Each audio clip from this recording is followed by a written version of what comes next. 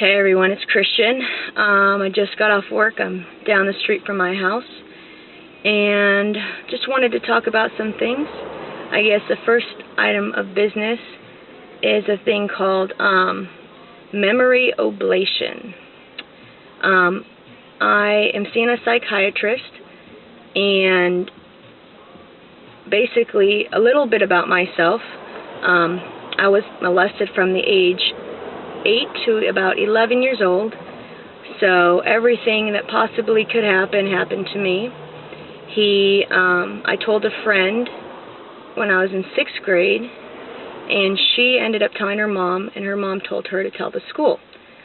So when she told the school, they called me in and told my family, and he ended up getting about 3 years and got out after 1 for good behavior.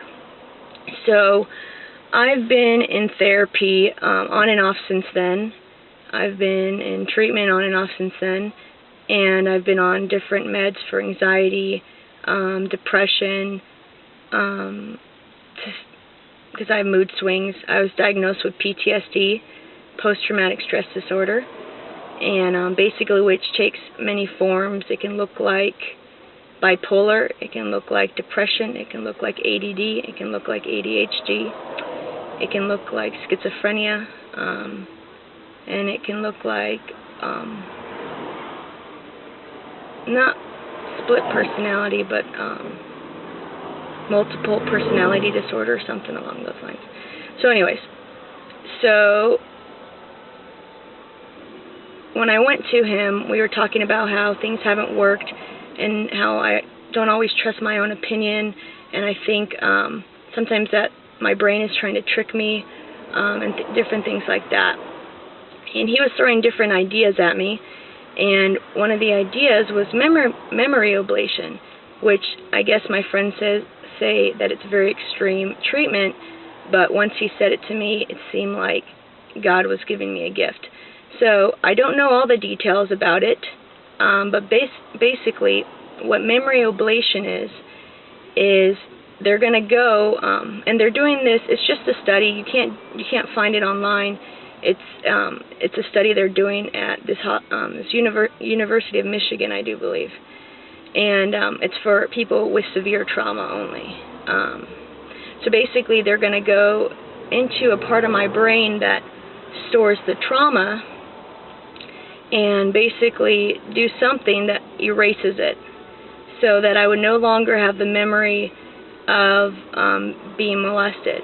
Now, I don't, and you know, since then I've been raped as well, so I don't remember much of the 3 years. I remember 2 times being physical sexual with each other, and maybe 3 other times of actually just seeing him, maybe 4, 5 at the most. So basically I've blocked a lot of it out, and I've had dreams and things like that, and I know that people have told me things, and I think I make up memories sometimes. So basically he said that, you know, it wouldn't be like they're cutting my whole head open, just, you know, a little part, a little incision this big, and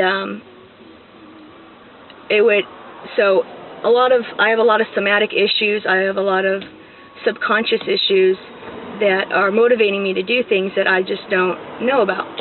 So he said that those would no longer be there. I wouldn't know that I was an addict. I wouldn't know that I was raised Mormon. I might know that I was raised Mormon, but raised Mormon and all that kind of stuff. So basically, I would be able to start my life, you know, I'd be able to start my life all over again. And, you know, of course I'd lose people, memories of people, but they'd still be in my life, and I would, you know, relearn relationships. And when I was talking about my video of March 8 update, that's why he doesn't want me starting T, because it's going to change what's going on in my brain. So I told him if we do this, I think we should write a book about it. And if we do it, I don't know. He hasn't been able to get a hold of the doctors, and I don't know if they're going to even take me as a candidate. I don't know. I know I'm going to be starting T soon because I I can't hang it much longer, and the only way he would say no is if I would do the surgery within, which in the next 3 weeks or so, or a month or two.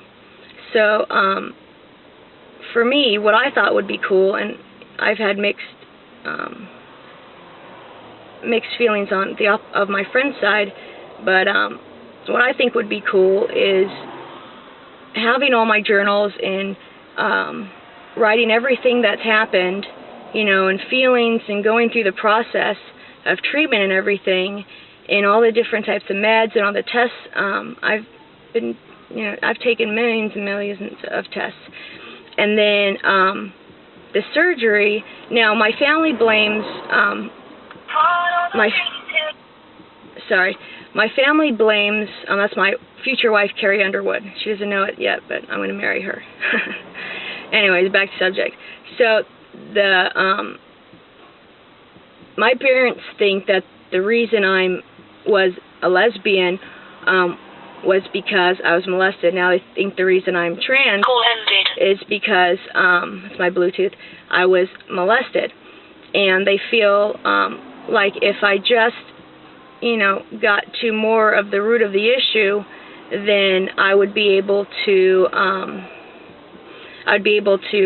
be this person that I was supposed to be, I guess.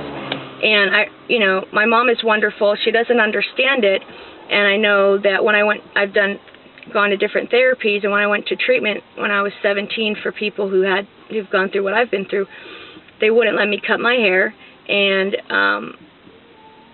they said that I needed to embrace my femininity. So, I hated being a woman. I hated all of it.